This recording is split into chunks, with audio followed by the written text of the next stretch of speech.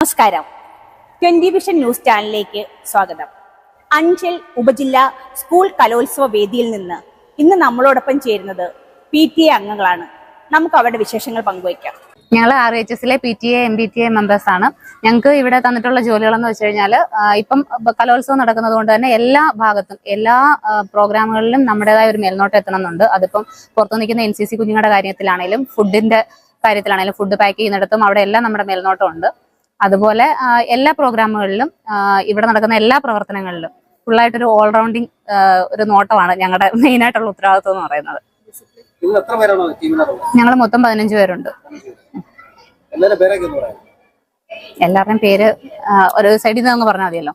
ഇത് മാഷാദേവി, ആതിര, പ്രിയ, Binsi, Ajitha,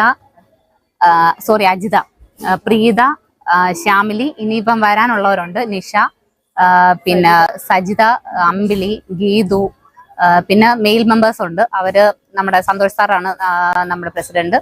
vice president Shaiju, ഒപ്പം Vishal sir, Satheesh അണ്ണൻ, ഹരിയണ്ണൻ, അങ്ങനെ ഞങ്ങൾ 15 പേരുണ്ട്.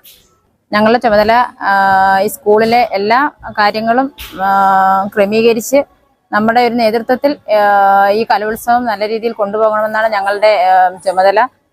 എല്ലാ വേദികളിലും ഞങ്ങളുണ്ട്.